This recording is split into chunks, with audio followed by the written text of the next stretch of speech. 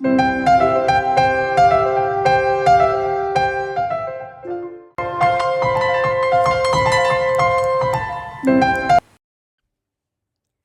order for action potentials to progress smoothly down the length of the axon, two requirements must be satisfied.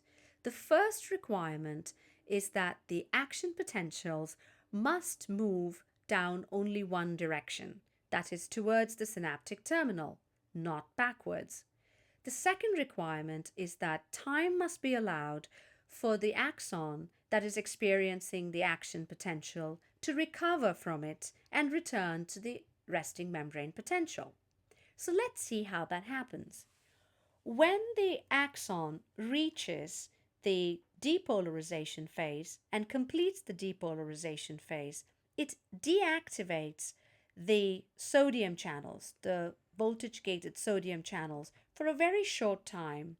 And in doing so, it sort of places a do not disturb sign to any new stimuli that are arriving at the axon.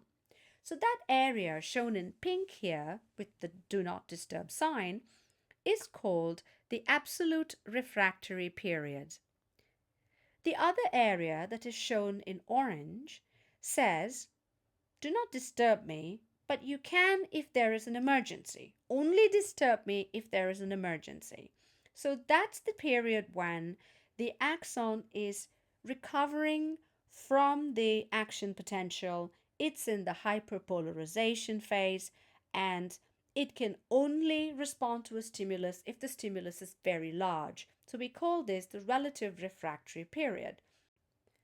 In this way, the axon allows the action potentials to move smoothly down the axonic membrane in one direction.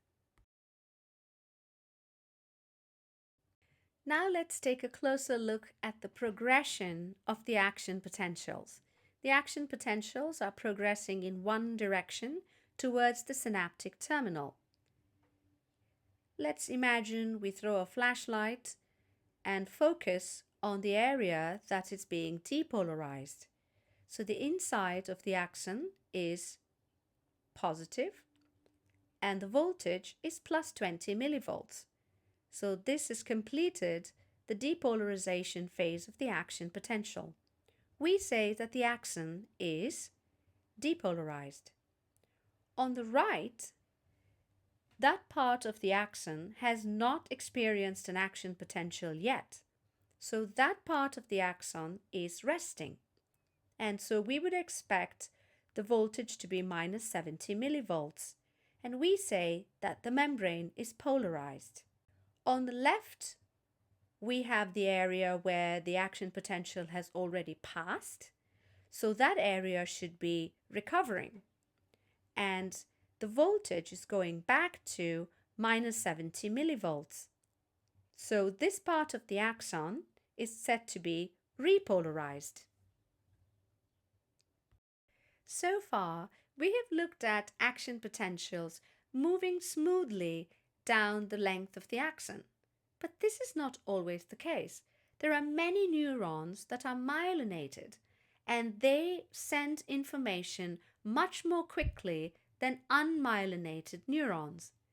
So the myelin sheath here is shown in yellow, and this is a myelinated neuron. Between the myelin sheath are exposed areas of the axon, and these are called nodes of Ranvier. Each node has voltage-gated sodium channels and voltage-gated potassium channels that are exposed, which means the depolarization and repolarization can take place in these areas. So the action potential can skip large areas of the axon as it jumps from one node of Ranvier to the next, so that we see in red. As a result, it greatly increases the speed of conduction.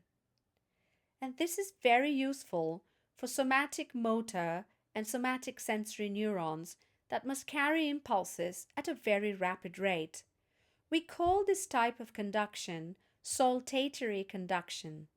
Saltare in Latin means to jump, and this impulse jumps or leaps from one node of Ranvier to the next. As a result, large myelinated neurons have the fastest speed of conduction.